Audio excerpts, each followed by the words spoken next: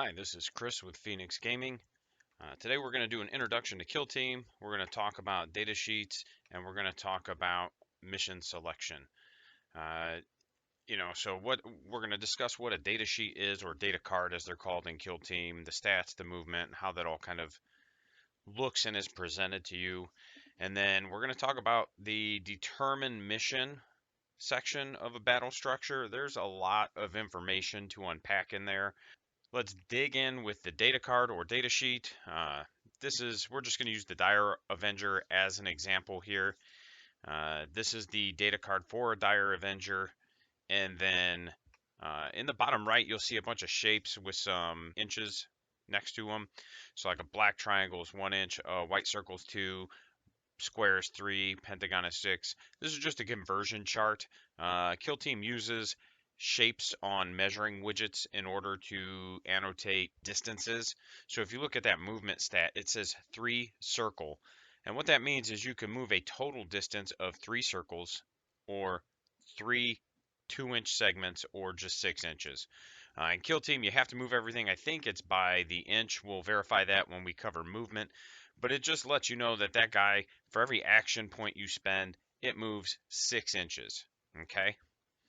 That's it. So you could move it 3 circles, or you could move it 2 squares, or you could move it 1 pentagon, or you could move it 6 triangles. It doesn't matter how you break it down. It's just giving you the total movement. All right, next to that, you're going to see the APL, or action points. That's how many actions your operative can perform. And so when you activate a fighter, this game interacts a lot like Necromunda for those that have played Necromunda, as opposed to being phase-based the way 40K is, and even the way the old Kill Team was, where it was my phase, your phase. This one is alternating activations, and when you activate, you just have actions that you do. You can't do the same action twice. So I can't move and then move, but there are other actions that you could perform. So like you could move and then dash, and it gives you extra little bits of movement. You could move and then shoot. There's no order of operations to them. You can do them in whatever order you please. If an action tells you that it cannot stack with another action, it will be in the description of the action. And obviously all the actions can be found in the core rulebook. So this Dire Avenger can move 3 circle or 6 inches, and it can perform 2 actions. So it could do 1 action to move up to 6 inches, and then another action to shoot, and then its activation is over. GA is your group activation. Generally speaking, this is 1. Now I know guardsmen have a 2. I don't know if anything else does. Probably some sort of demon would, I would assume. But what group activation means is when you activate this operative, it tells you how many other operatives of that type you have to activate.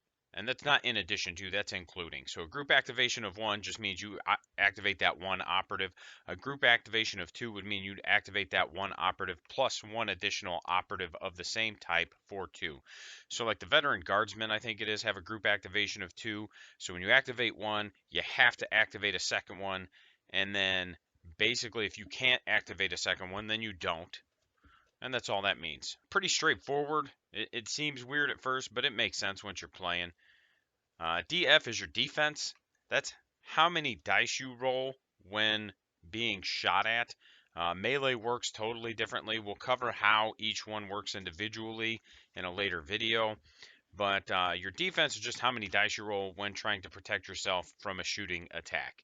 So it's pretty straightforward. Every time somebody resolves a shooting attack against you, your Dire Avenger is going to roll 3 dice, and then the SV is your save. That's just the target number on those dice. So if you roll 3 dice, every 4 up blocks one of their successful hits.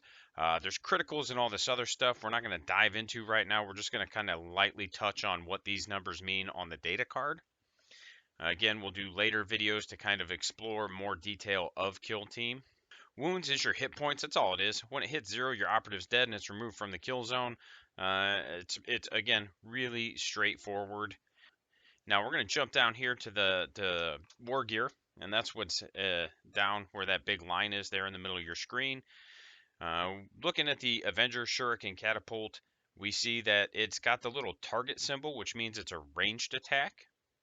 Now, if you look at the target symbol and you see that it's a ranged attack, and then you go to SR and there's no range or RNG in SR, that means it has board range. And the easiest way to remember this, or the basic rule of thumb for remembering this, is if it's a long arm like a rifle or something, it's gonna have board range. If you can see it, you can shoot it. If it's a pistol or a flamer, it's typically gonna have 6 inches or pentagon range. Some of them are a little shorter, but that's a good rule of thumb. Is that if it's a pistol, it's got a limited range. If it's a rifle, it doesn't. Um, A is your attack value. That's how many dice you roll when you're shooting it. BSWS is your target number for that. So again, if we're shooting the shuriken catapult, we do 4 attacks, so we roll 4 dice, and every 3 plus is a hit. D is your damage. The first number is your base damage. The second number is your crit damage. Again, we're not going to get into crits right now. Just know that that's all that means. SR is any special rules that that weapon might have. Those are found in the core rulebook. There's an appendix in the back that has most, if not all of them. And then the exclamation point is special abilities that pop when you score a critical. So again, we're not going to dive into that stuff. Just know that the Shuriken Catapult gets bonuses if you get a crit in addition to doing extra damage. Like let's say I roll 4 dice to shoot at a Dire Avenger and I get 2 hits.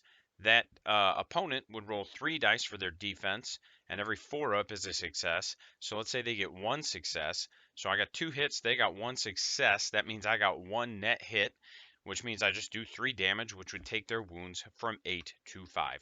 And that's a really brief kind of overview of how damage resolution works also. And that's just your melee attack. Melee works totally different. That's going to get its own separate video because that is a lot different of an interaction. Just know that if you see the cross swords, that's a melee attack and you have to be within engagement range to use it. Down here, you're going to see your special abilities for that data card. The Dire Avenger has defense tactics. Each time this operative performs an Overwatch action, for that action's shooting attack, you do not worsen the ballistic skill characteristic of ranged weapons as a result of performing an Overwatch action. We'll go into Overwatch in a different video also. Just know that this section right here is where your special abilities are listed, and usually it details what they are right there on the spot. Okay, we're going to jump into determining mission. There's a lot to unpack here. We're going to get through it as quickly as possible. I'm going to try to make it as easy as I can for everybody. There's 3 different types of play. There's open play, narrative play, and match play. We're going to cover match play because as a person who is a kill team judge for Games Workshop, that's what I deal with the most. You're going to pick a mission from the Critical Operations mission pack. Basically, it's just like your GT for kill team. You can find them on Wahapedia, or if you have the book, it'll have missions in it. You read the briefing. The briefing is going to detail your drop zones, which are deployment zones for us 40K players. It's also going to tell you where to put your objective markers. So it's just all the information you need to play the mission. You determine your kill zone. There's different kill zones, and that's just kind of like different theaters of war or terrain rules for the game. And they will have an impact on how the game plays. We'll cover those later also. You're going to set up your objective markers, and this is just like in 40K. You look at the map, you measure it out, you put them down, and then you'll set up your kill zones either by using predetermined kill zone setup on the map or using guidelines in the core book. Now, I have been talking to the comp players that have come out to GW events to kind of work with them on what they'd like to see, because we typically would do symmetrical boards because it's like a 40K-ism. You know, you want symmetrical boards so the game's balanced, but Kill Team's a lot smaller, and we're finding that symmetrical boards actually, a lot of the comp players don't like them. They want like a pseudo-symmetry, so that's something to keep in mind. But yeah, there's guidelines in the core rule book. Basically, try to make it so you can move up the board without getting shot at from across the board. You know, you want to use some of the same principles you'd use in 40K. You shouldn't be able to shoot from deployment zone to deployment zone with your whole kill team. Then you're going to select drop zone. You just roll off. Winner decides attacker or defender. So defender's going to pick your drop zone, and then later you're going to set up your operatives first also. Once you do that, you select your kill team. There's a whole ordeal with that because you're going to have a big roster, and then you're going to have like 20 operatives or something. I forget what the number is, but you're going to have a maximum number of operatives, and then you pick your kill team from those operatives. You know, so we'll do a whole video on making your roster and kill team later. All right, you're going to select your tech or tactical ops. It's a 6 card 6-card TAC Ops deck. You build it in secret. Up to 3 are faction based. The rest must be from the kill team archetype, and that's on your kill team data card. I didn't really cover that when we covered data cards. Just know it's the symbols on the bottom right of your data card that tells you what your archetype is for your kill team. If a kill team has more than one archetype, you got to select one to use. So if you've got 2 fire teams or one fire team has multiple archetypes, you pick one for your TAC Ops. You don't get to like mix and match them.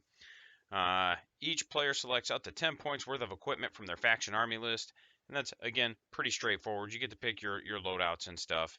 It's not too difficult. Battle Scribe is invaluable for this. It really breaks it down for you. I don't think there's a kill team app for building a roster yet from Games Workshop, but Battle Scribe does an excellent job of kind of showing you what your build points are. I forget what the actual term for them is, but again, Battle Scribe's super good for this.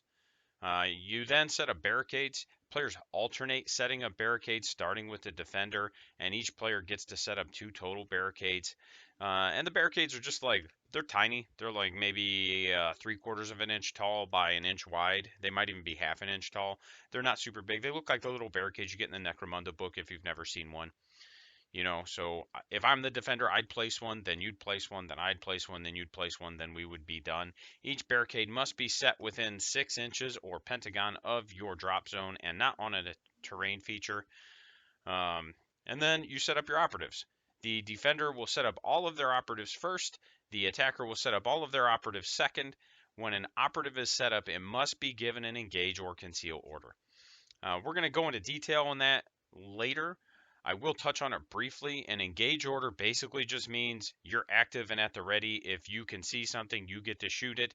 But if it can see you, it's generally going to get to shoot you. A conceal order means you're kind of low crawl, high crawl, ducking behind terrain and hiding better. You won't get to shoot or declare a charge while you have a conceal order, but you're better able to use certain terrain features to hide from opponents. And that's all we're going to touch on for. Just know that, if you're playing a melee centric kill team, you're probably going to want to start with most of your kill team in concealment. And if you're playing a very shooty kill team, unless you're also playing against a shooty kill team, you're going to probably want to start with a lot of your stuff in engage. There's going to be some exceptions to that, and that's not like a rule. It's just things to consider. After you set up your operatives, you're going to go into scouting, where each player selects a pre-game scouting order, and then they reveal them, starting with the defender. And the scouting order, so you pick them in secret. There's 3 of them. There's, Fortify, Infiltrate, and Recon. Each one gives you a different bonus, but then we'll also determine who gets initiative turn 1. So, again, if we're playing a game, so if I take the Fortify scouting order and then, I get my extra barricade, but then you take the Infiltrate scouting order, which allows you can change an order on one of your ready to operatives. So like if you gave them a conceal order, you can go ahead and give them an engage order, or the other way around. If those are the 2 orders selected, whoever picks the Fortify decides initiative. So then we'll just go first. They get to decide initiative. And there's a table in the rule book that explains it's kind of like a rock, paper, scissors situation, where Fortify beats Infiltrate, beats Recon, beats Fortify in terms of determining initiative. And again, you do that in secret and then reveal simultaneously. Once those are revealed, really you start the game, and then you start going through what's called the turning point. Again, us 40K players know it as the battle round. We're going to do a second video on that one. Like I said, I want to keep them around 10 to 12 minutes, and this one's already pushing that, if not a bit more. So we'll do a whole video on the turning point and how that's broken down, and hopefully we'll get that out in the next week or 2 here. So again, our Patreon tiers, $1.50 a month for hatchlings. They get a mention on the Patreon's page. Firebirds are $5 a month. They get 24-hour early access to all content and ability to vote on future content. Phoenix, $10, gets all of the above and an awesome Phoenix Gaming sticker sent straight to you. The Immortals get all of that plus a t-shirt, and they get a special shout out on the videos. Again, I'm going to shout out our 2 Immortals right now, Captain Too Tall and the Real Donnie G. Again, thanks a lot for the support, guys. It's been through your support that I've been able to build up terrain again and start running events again. So that's been really, really nice. I appreciate that. And then, as usual, Teespring store, link is in the description. We've got themed stuff here. It's really cool. And then all the other socials down there, and Twitch also. We've got a Twitch account now, and we're doing some hobby streams, and we're streaming some games. So look forward to seeing you guys on Twitch. Thank you for listening. Have a good day.